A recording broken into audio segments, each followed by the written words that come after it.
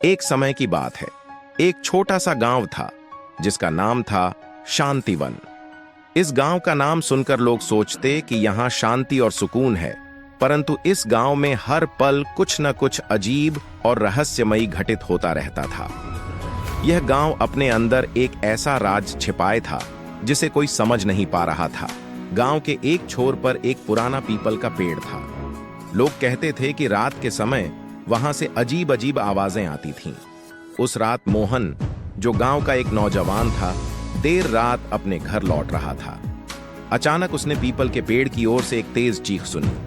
मोहन के कदम रुक गए, उसकी सांसें तेज हो गईं और वह आवाज की दिशा में देखने लगा, परंतु वहां कुछ दिखाई नहीं दिया। अचानक एक परछाई पेड़ से निकलकर उसके सामने आ गई और गायब हो गई। मोहन डरते हुए अपने घर पहुंचा और उसने अपने माता पिता को इस घटना के बारे में बताया। सुबह होते ही गांव में एक और बड़ी खबर फैल गई। गांव के पंडित जी, जो हर रोज मंदिर में पूजा करवाते थे, अचानक गायब हो गए। पूरे गांव में हड़कंप मच गया।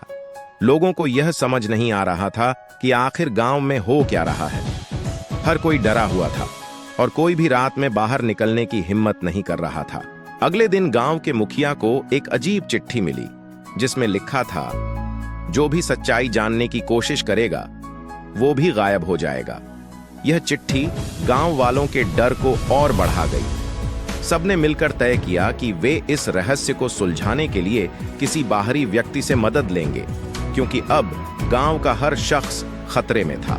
गांव में एक बुजुर्ग, जिसे लोग दादाजी कहते थे, ने कहा कि यह रहस्य बहुत पुराना है। वर्षों पहले इस गांव में एक साधु आए थे जिन्होंने एक खजाना यहीं कहीं छिपाया था, लेकिन वह खजाना कोई आम खजाना नहीं था। उस खजाने के साथ एक श्राप भी जुड़ा था, जो कोई भी उसे पाने की कोशिश करेगा उसकी जान चली जाएगी। मोहन और उसके कुछ दोस्तों ने ठान लिया कि वे इस रहस्य को सुलझाकर ही दम लेंगे।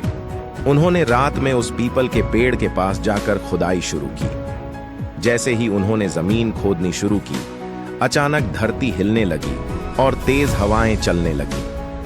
मोहन का दिल जोर से धड़कने लगा, मानो कुछ भयंकर घटित होने वाला हो। खुदाई के दौरान मोहन और उसके दोस्तों को एक प्राचीन संदूक मिला। जैसे ही उन्होंने संदूक को खोला, उसमें से एक पुराना पत्र निकला। उस पत्र में लिखा था कि जो भी इस खजाने तक पहुंचेगा उसे अपने जीवन की सबसे बड़ी कुर्बानी देनी होगी।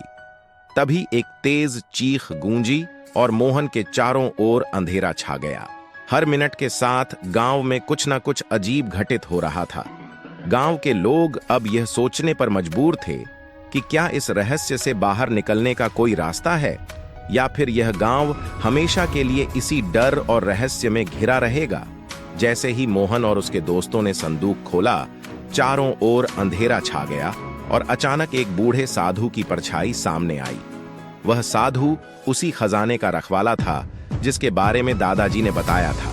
साधु की आंखों में तेज था और उसने मोहन से कहा, इस खजाने तक पहुंचने का साहस तुमने किया है, लेकिन इसके लिए तुम्हें बहुत बड़ी कुर्बानी देनी होगी। अगर तुम यह खजाना पाना चाहते हो तो तुम्हें अपने जीवन की सबसे मूल्यवान चीज छोड़नी होगी। मोहन और उसके दोस्त घबरा गए। वे समझ नहीं पा रहे थे कि साधु किस कुर्बानी की बात कर रहा है। साधु ने फिर कहा, यह खजाना लालचियों के लिए नहीं है। यह केवल उसे मिलेगा जो अपने स्वार्थ को त्याग कर दूसरों की भलाई के लिए इसे इस्तेमाल करेगा। मोहन ने कुछ क्षणों के लिए सोचा और फिर समझ गया कि जीवन की सबसे मूल्यवान चीज स्वार्थ है। उसने साधु के सामने प्रण किया कि वह इस खजाने का उपयोग गांव की भलाई के लिए करेगा और अपने स्वार्थ को त्याग देगा। मोहन के इस निर्णय से साधु संतुष्ट हुआ और उसने अपने श्राप को समाप्त कर दिया। साधु की परछाई धीरे धीरे गायब हो गई और उसके साथ ही गांव पर से श्राप भी हट गया। आसमान साफ हो गया, हवाएं शांत हो गईं और मोहन और उसके दोस्तों के सामने खजाने का वास्तविक रूप प्रकट हुआ। वह खजाना सोने चांदी से नहीं, बल्कि प्राचीन ग्रंथों और ज्ञान की किताबों से भरा हुआ था, जो गांव की उन्नति और शांति का मार्ग दिखाते थे। मोहन ने गांव लौटकर सभी को इस घटना के बारे में बताया। गांव के लोग मोहन के साहस और बलिदान को देखकर बहुत खुश हुए। उन्होंने मिलकर उस ज्ञान का उपयोग गांव को खुशहाल बनाने के लिए किया। कुछ ही समय में गांव पहले से भी अधिक संपन्न और शांतिपूर्ण हो गया। गांव का रहस्य सुलझ गया और अब हर मिनट आने वाला डर खत्म हो गया। गांव के लोग मिलकर आगे बढ़े और उन्होंने यह सीख लिया कि असली खजाना दौलत नहीं, बल्कि ज्ञान और दूसरों की भलाई है।